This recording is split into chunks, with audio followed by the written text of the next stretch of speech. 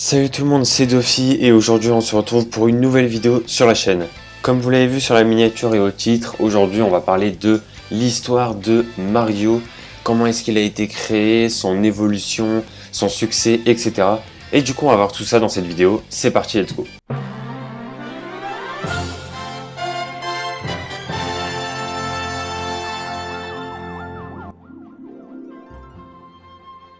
Et pour ce faire, j'ai divisé la vidéo en 4 parties.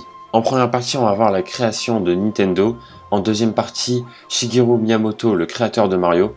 En troisième partie, la création de Mario. Et enfin, en dernière partie, le succès que Mario a eu.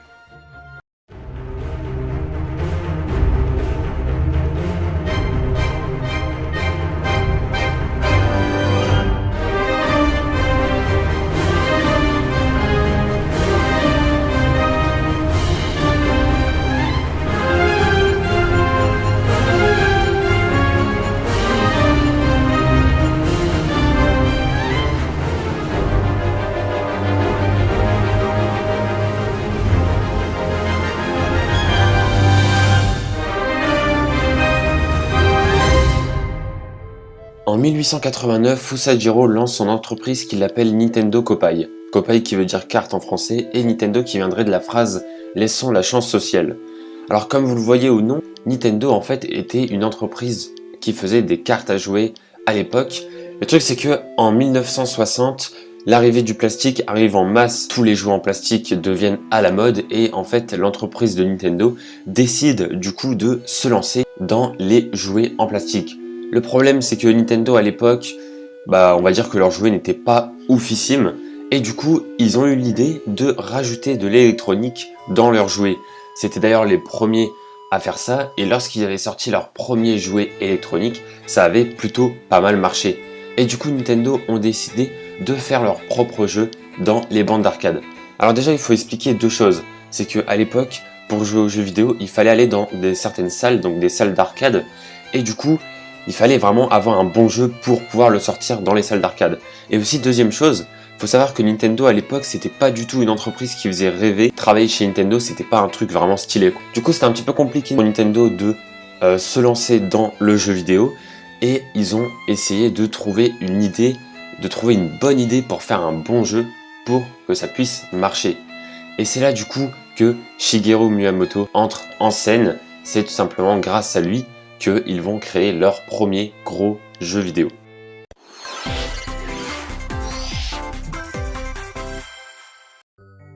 Si je vous dis Star Fox, Pikmin, Donkey Kong, Zelda, Mario, toutes ces licences viennent de la même personne, de Shigeru Miyamoto. En fait, l'histoire est assez simple. Il faut savoir que Miyamoto, c'était un mec qui n'était pas très fort à l'école. Il était un petit peu dissipé, il travaillait pas trop. Mais sa grande qualité, sa grande force, c'était son imagination. Il avait énormément d'imagination et son père connaissait des gens chez Nintendo. Et du coup, en gros, il est parti chez Nintendo, il a dit « Est-ce que vous pouvez prendre mon fils parce que, il travaille pas trop à l'école, je sais pas trop quoi en faire. Donc, est-ce que vous pouvez le prendre dans votre entreprise, histoire qu'il vous aide un petit peu, quoi. Il a de l'imagination, donc ça peut peut-être vous servir. » Et puis Nintendo, du coup, ont accepté, parce que je rappelle que Nintendo, c'était pas une grosse entreprise de malade à l'époque, et du coup ils se sont dit pourquoi pas, de toute façon on n'a rien à perdre, on sait pas du tout quoi faire comme jeu vidéo, on n'a pas d'idée, donc peut-être qu'il va nous en donner une après tout. Et du coup Miyamoto arrive chez Nintendo et au début il commence à travailler sur le design des cartes à jouer, il fait un petit peu le dos des cartes, etc. Il fait des tâches un petit peu secondaires, jusqu'au jour où il eut l'idée d'un jeu vidéo qui pourrait sortir. Ce jeu, il s'agit de Donkey Kong, et d'ailleurs c'est un jeu qui va énormément marcher dans les salles d'arcade. Mais pour expliquer un petit peu l'histoire de Donkey Kong, en fait le truc c'est que Shigeru Miyamoto aime bien le cinéma, et du coup il voulait faire un jeu vidéo en rapport avec un film, à savoir King Kong. Et d'ailleurs pour la petite anecdote, le personnage qu'on connaît tous, Mario, et bien avant c'était normalement Popeye qui devait être dans le jeu Donkey Kong. Le problème c'est que en utilisant Popeye, les créateurs en fait de Popeye ont dit non, vous n'utilisez pas notre personnage, droit d'auteur, etc.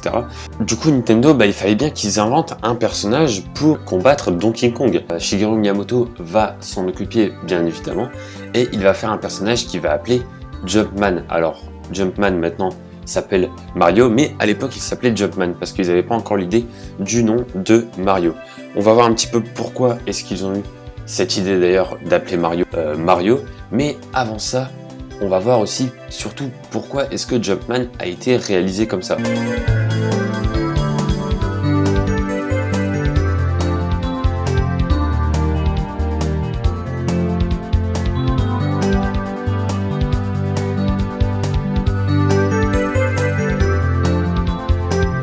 Le design de Mario vient de deux choses en principal. D'abord, la première chose, le manque de compétences de Nintendo, puisque c'était leur premier jeu à ce moment-là.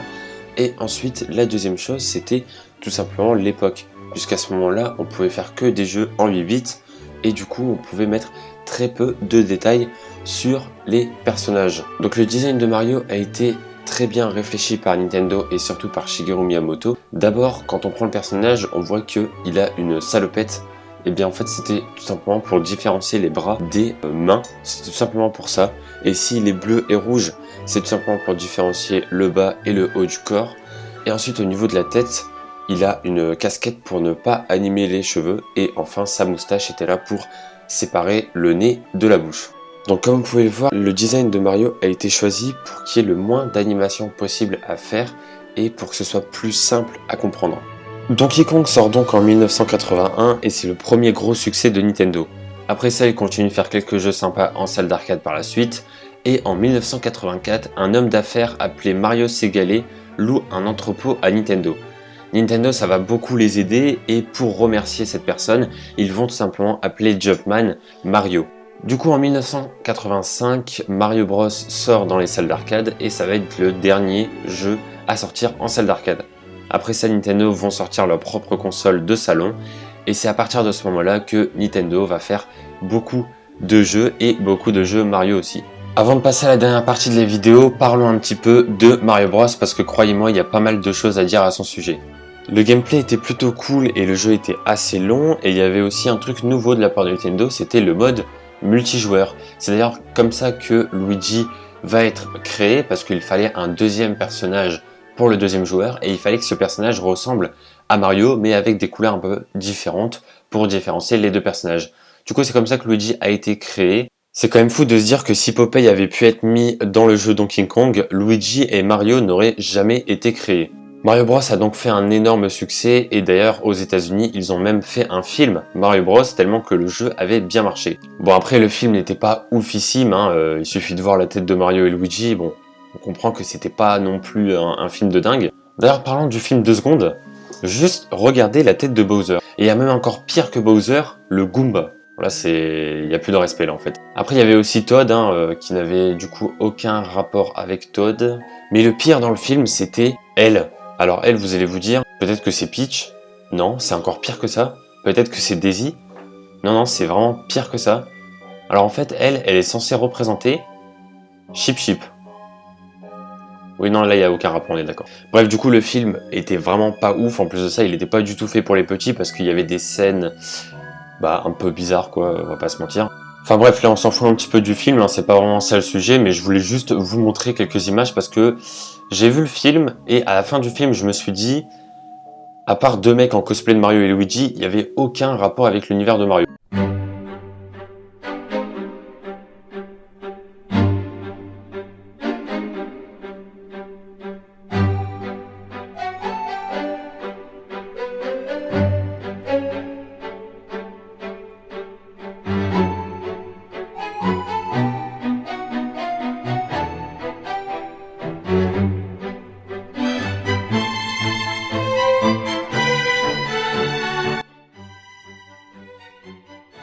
Et on passe maintenant à la dernière partie de la vidéo, le succès de Mario.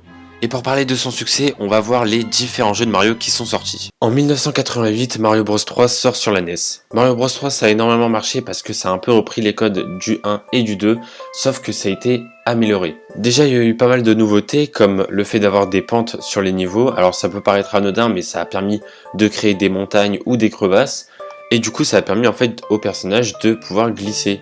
Ce qui a donné des niveaux un peu plus originaux et aussi une plus grande variété de gameplay. Mais surtout ce qui était bien avec Mario Bros 3, c'était les power-up. Il y avait beaucoup de power-up, notamment des nouveaux.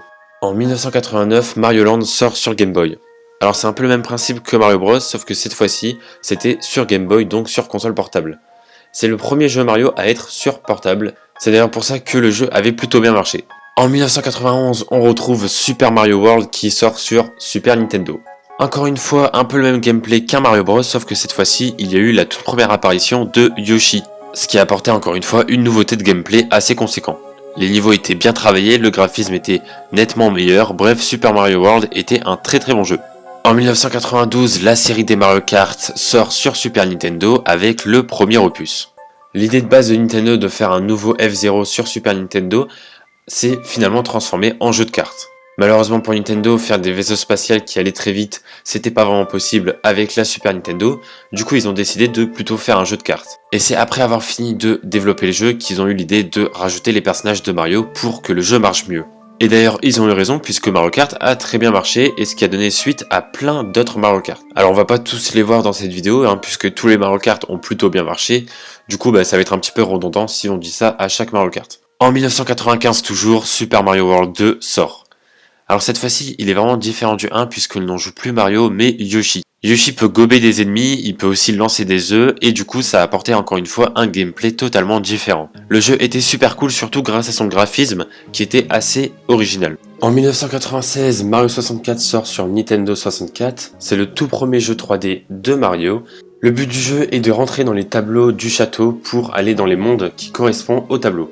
Et l'objectif est de récupérer le plus d'étoiles possible pour sauver la princesse Peach. Ensuite en 2002, Mario Sunshine sort sur GameCube. Une personne très ressemblant à Mario sème la pagaille sur l'île Delfino et en fait notre but c'est tout simplement de le retrouver pour l'arrêter. Pour ça on est accompagné de Jet et il va nous permettre de pouvoir nettoyer l'île. C'est d'ailleurs le premier jeu où on a l'apparition de Bowser Jr. En 2007, Mario Galaxy sort sur Wii.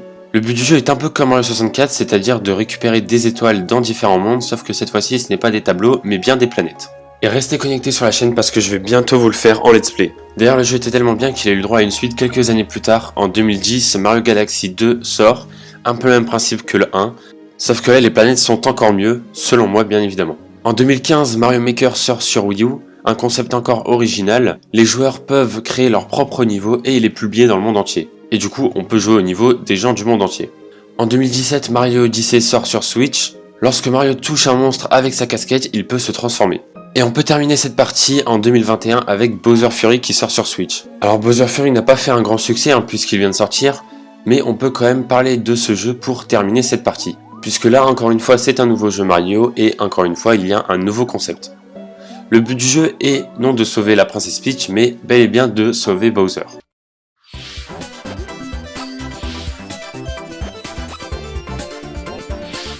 Comme quoi les années passent et Mario arrive toujours à se renouveler au fil des jeux et au fil des années. D'ailleurs là j'ai parlé de pas mal de jeux Mario mais bien évidemment j'en ai oublié plein. Je pense notamment au Mario Party, à Mario 3D World qui est sorti sur la Wii U, à Dr Mario également, à Paper Mario aussi. Enfin bref, il y a plein de jeux Mario que j'ai oublié de dire. Et maintenant on a même des baskets, des jouets, plein de cosmétiques Mario, donc comme quoi ça montre que la licence marche très bien. C'est d'ailleurs la licence qui marche le mieux dans l'univers du jeu vidéo. Voilà, on a fini avec la vidéo, j'espère que celle-ci vous aura plu, et on se retrouve très bientôt pour de prochaines vidéos sur la chaîne. Ciao tout le monde.